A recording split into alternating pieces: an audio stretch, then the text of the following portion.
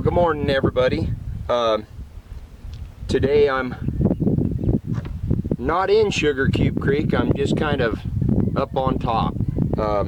What I'm doing today is I'm shooting my muzzleloader, and I've been wanting to, for quite a while, I've been wanting to do a series of videos on paper patching for muzzleloaders, and I'm going to try it today and see what happens. So this is my Thompson Center Hawken. It has a fast twist. It's a 1 in 30 twist. That's not super fast, but it's a 1 in 30 twist Green Mountain stainless steel barrel. It has Lyman peep sights, and that's a model 57 SML. And the front sight on this is the Lyman Globe sight, and that one's is a number 17 AML.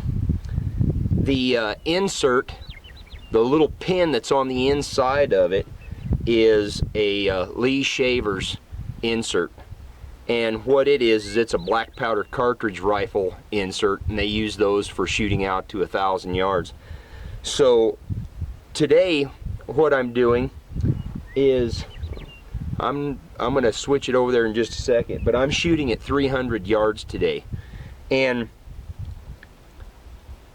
300 yards is a range that I like to practice at, because if you can make 300 yard shots, the 150 yard shots are just a chip shot. That's not much to do. So that's what I'm doing today. Is I'm shooting. It's a fairly calm day. I've got a little bit of a breeze, which has been, even at 300 yards, a little bit of a breeze will move the impact left or right by by several inches. So, but anyway, what I'm going to do is I want to go over how I prepare my muzzleloader for a shoot. And for this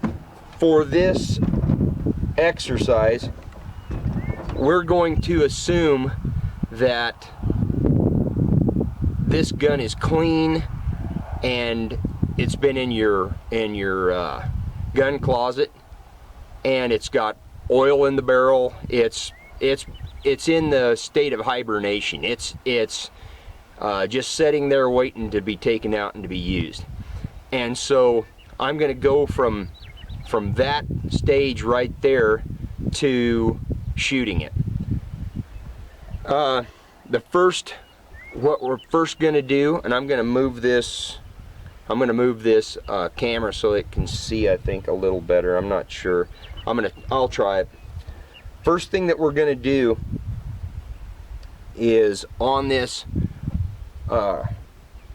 We know that it's not loaded, and the way that we know that a muzzleloader is not loaded, because you can't look inside the breech, is we're going to take the ramrod and put it in, and the ramrod has been scratched where the bullet is if it's loaded, and this one is not.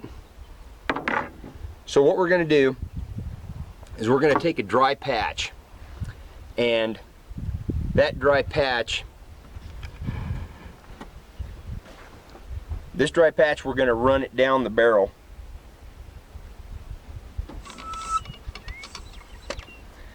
And we're going to clear out the oils. I'm going to see if I can move this camera a little bit. See if I can. Okay, what I've done is I've put a dry patch down it, and I've wiped the bore, and there's going to be oil inside of the muzzleloader's barrel because you've cleaned it, you've oiled it, you've put it away for the season or for the time being. And what we're going to do is we're going to run a patch down it, and we're going to pull it back out. We're going to run that patch back in, and I'm going to put my earplugs on here.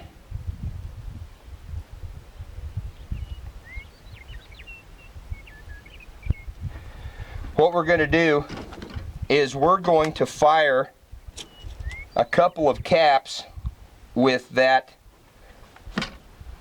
We've got that patch still all the way down, and we're going to fire a couple of caps.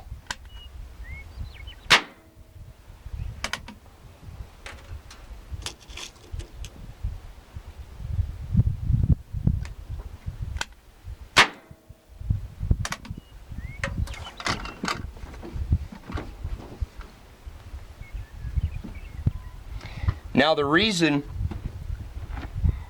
that we do that is what I want it to do is I want that cap, those caps to burn that patch just like that.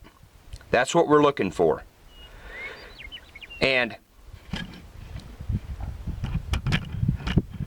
when that patch is burnt, like that, I know that my nipple is clear and it's ready to fire.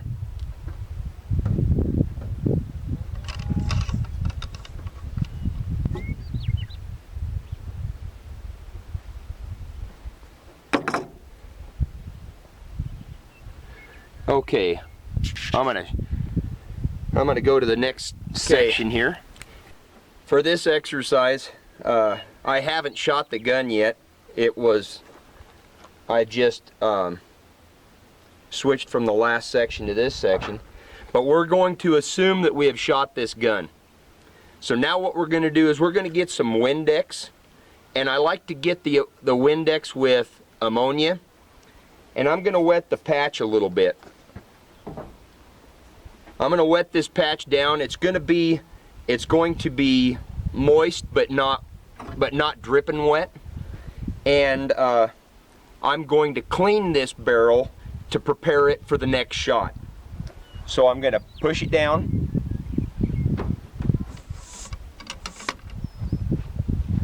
Make sure that I'm on here. I'm going to push it down, and there's going to be a little bit of powder fouling right at the bottom of the barrel. There always is. No matter what powder you use, there's the crud ring. Whether it's 777 or whether it's whatever, it doesn't matter. It's all got a little bit. And so I ran the wet patch down.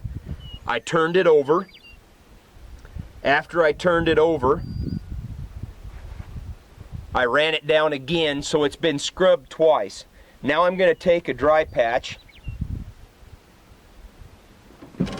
and I'm going to dry that barrel out.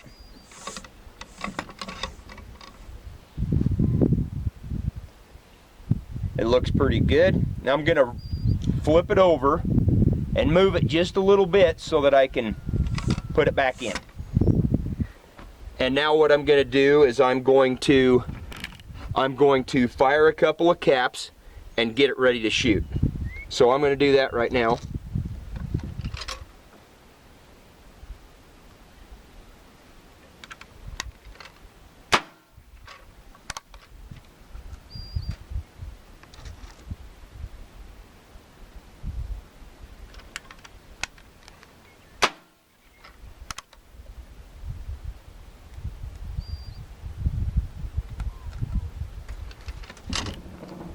Okay, I'm going to pull this out. Now I want to show something. When a lot of guys, when they clean the gun, they'll just fire a cap, but they won't leave the patch at the bottom of the bore. And the reason I like to do that is I've wiped that out, and there's moist environment in there. Any of the water, any of the fouling that's in there that is left behind, when you fire a cap but you don't have the wad in there, what's going to happen is that little bit of sticky black goo is going to go down your barrel, and it may or may not leave the barrel. It may just be stuck in there. And what happens is you take your next powder charge, you pour it in there, and it meets up with this moist, wet, gooey fouling that's in there, that's been left in there from the cleaning. Well, that affects your powder. That spoils some of the powder that is inside your load. So that is a variable that you don't want to be added in. In this particular one, I'm going to show this. Hopefully this shows up, but you can see there's some flaky garbage right there. And that stuff is what has stuck inside the barrel. And if I would not have put the patch in there and fired a couple of caps, it would have been stuck, and then it would have messed up my powder. So now what we're going to do is we're going to load this, and what I do is I use Pirate X pistol powder for this rifle. It's perfectly safe. Pistol powder is a little bit faster, and so your charge goes off faster. And what I do is I tap on my powder measure. I tap, tap, tap, tap, tap, and let it settle good. And when it's good and settled, I put it inside the barrel. Now what I'm going to do is I'm going to tip this gun over to where, on the side that has the snail. The snail is the area where the fire comes into from the cap. I'm going to turn this over, and I'm going to tap it. You don't have to tap it hard, you just need to get it to where it vibrate a little bit and settled into there. Okay, it's settled in. Next, for my paper patched load, I use an over powder wad. And these over powder wads are some that I make myself. And it's a little piece of wool felt, real thin, maybe 1/8 of an inch thick or thinner maybe. And these measure right at 500. They're actually oversized. And so I like to do oversized, and I hope this shows on this video. When I put it in, I'm pushing it in from the edges, and it's puckered just a little bit. And I'm going to show that. Hopefully that shows. But it's puckered in just a little bit. It's dimpled in. And what I'm going to do now is, this is my bullet. This is a 409 grain RCBS 11mm rifle bullet. This is for a cartridge rifle, but I've used it for my uses here. The measurement on this is .446, and I wrap it with 2 wraps of 9-pound onion skin. And the onion skin is a very thin paper, but it's very, very tough. So I'm going to set that right on top of that wad, and I'm going to push it in. And on this particular load, you always want to make sure that when you're loading a muzzleloader that you keep the muzzle pointed away from your face or your head. But on this particular load, after I wrap the paper on, then I size them.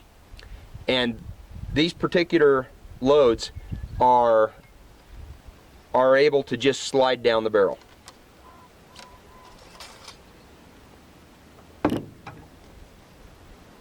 All right. That load right there is ready to shoot. And so I am going to fire this, and Once I fire it, I'm going to go on to the next stage of this video. What I would do now is I would clean this again, and I clean after every shot. And the reason why I do that is I want my barrel to be completely clean and free of any debris for every shot.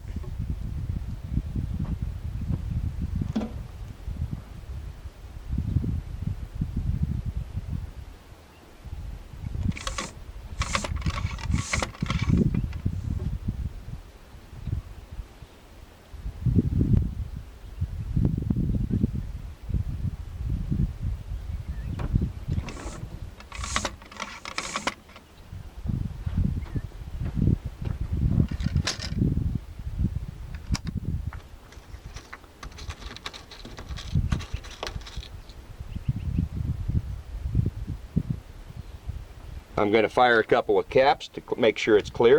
I always cover the nipple with my arm in case there's a piece that flies out or something like that, which it does. That it doesn't end up accidentally hitting me in the eye or something like that.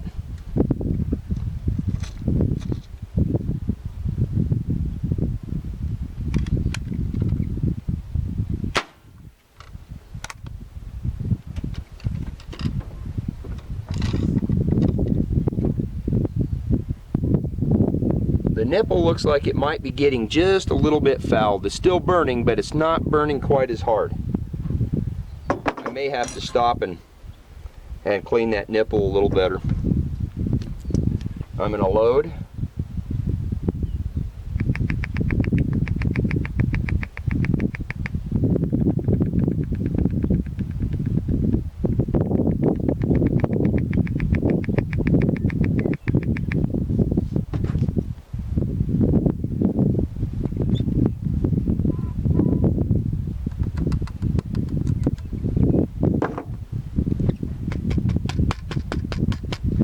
One of the things that tapping on the side really helps with is if you're getting the pistol powder, and tapping on the side will get those powder granules to go in and sit right on top of the snail where the fire is going to come into from the nipple. I'm going to shove that down.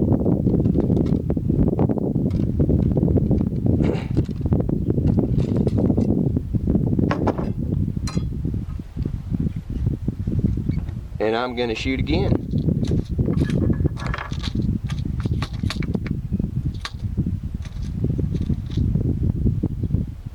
After I shoot this one, I need to make sure that I adjust for windage.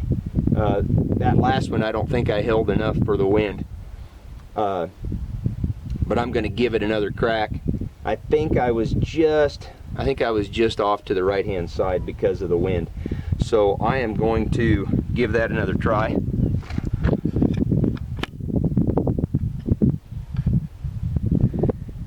this time I'm not going to zoom it in. I'm just going to leave it zoomed out. That way you can see the cloud of smoke.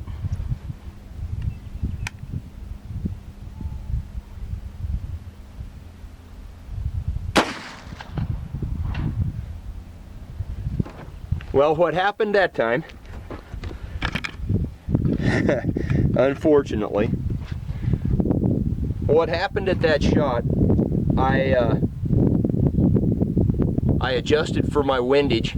I'm getting about a couple of mile-an-hour wind from the west. I held right on the edge of the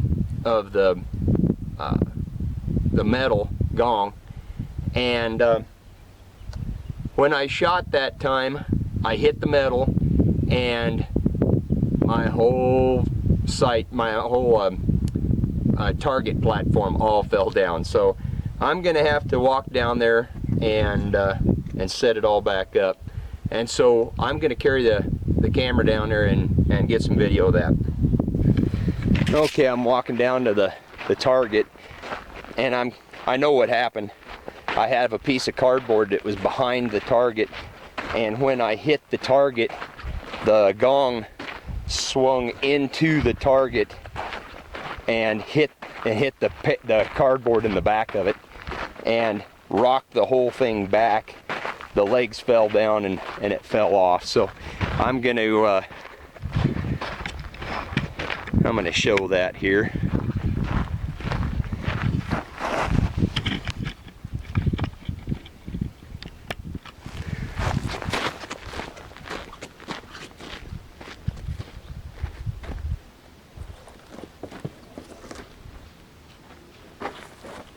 It made a mess of my target.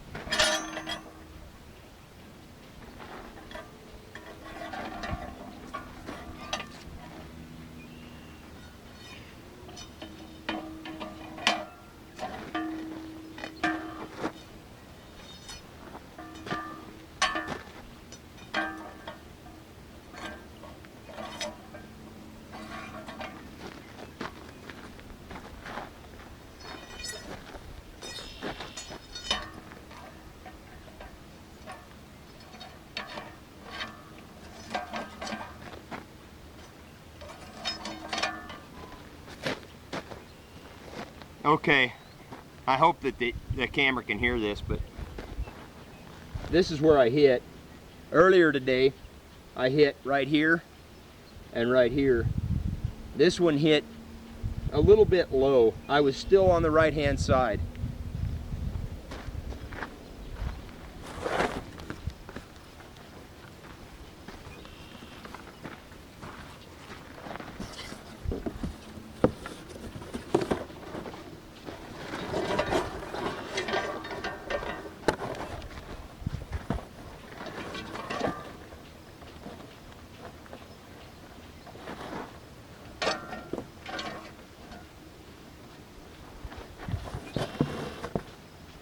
The target was swinging just like this, with this behind it.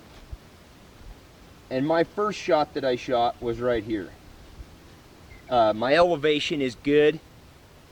I just didn't dope the wind.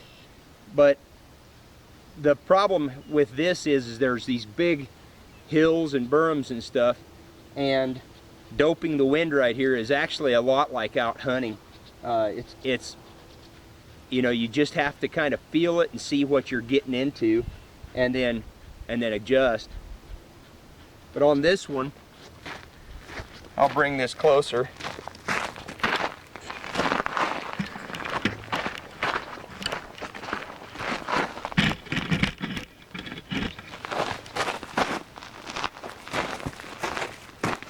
Like I said, this is where I just hit. This was the shot right before that, and I'm just a little bit off center, and that's due to the wind. My elevation is pretty close for 300 yards with open sights with a peep sight. I'm not too worried about that. This shot here was one of my hits from before. This was another shot that I hit from before, and so my elevation's good. I'm happy with that target setting. So I will go back home today, and I will make marks on that site so that I can make sure that that's my 300 yard mark. Well, I just shot another round and I hit my target down there. I am going to wrap it up for today. It's almost 8 o'clock. Gave me a couple of hours of shooting. I shot 6 times. I could shoot a lot faster than that. But preparing takes time. I kind of filmed this out of order, so I will be going back and I will be filming the how-to on wrapping the paper on. Today what I've shown is my method that I use for my cleaning between shots, the method that I use to clean before I make my first shot. That ensures that I get a good shot. My very first shot is a good shot. I'll recap on that a little bit. I take a patch, and I take the barrel is clean and oily. I take a clean patch, I run it down the barrel, I fire a couple of caps into the end of it, and again it needs to come out. It needs to come out looking burnt, just like that. If it comes out burnt, I absolutely know that my next round is going to go off without any hesitation. Then I go ahead and load. And remember, when I load, put the powder in, I measure it, tap it a lot so that it settles good. It's exactly the same. I put it in, I put my over powder wad on so that it's just puckered a little bit, and then I put my bullet in, and right when I put my powder in, I lean it over to this side and I tap on it just a little bit. So anyway, I've just cleaned this gun. I've wiped all the fouling out of it, and I've wiped all the fouling off the outside. And what I'm going to do is I'm going to wrap this up for today. It was a good shoot. Everything happened just exactly the way I wanted it to see happen. One more final note. I'm shooting at 300 yards today, and I practice at long yardage often, but when I'm hunting, my first shot, I will never take a shot at a game animal over 150 yards. At 150 yards, I can guarantee I'm going to hit that animal. I absolutely guarantee I'm going to hit that animal. I've never had an animal run off with either my 409 grain bullet or in my 45 or my 460 grain bullet out of my 50 caliber. They just don't run off when I hit them with those. But if something happened and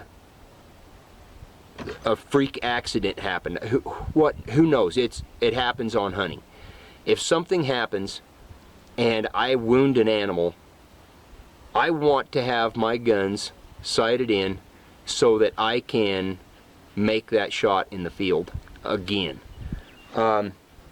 What I do, and I mentioned this before, I have a rangefinder. I take my rangefinder and I shoot the range on it and see what it is. And then this Lyman sight, I can adjust this sight for exactly the shot that I'm going to shoot. If it's 300 yards, if it's 250 yards, if it's 125 yards, I can set this sight for that yardage so that I hold dead on to that animal. I don't have to hold over it. I don't have to guess at how high I should hold, or I do have to guess a little bit on wind, but everybody does. And so I just wanted to touch on that for just a brief period of time. Is I do not shoot for my first shot at an animal over 150 yards. I don't recommend it. It's something that I personally feel that it is necessary for me to stay under that 150 yard. That way I can ensure a good shot my first time. But when I'm out here target shooting, I like to shoot out to 300. So if I can find a spot that I can go out maybe to 400, 500, or 600 yards, I'd like to try that too. But until then, I'm going to stick with 300, and I'll practice. I have a muzzleloader deer hunt this year and a muzzleloader antelope hunt this year, and hopefully I'll get a little bit more videos when that time comes. So I'm going to go back and I'm going to do how to wrap the bullets and how to size them, and then I can conclude this video. So until then, we'll see you next time.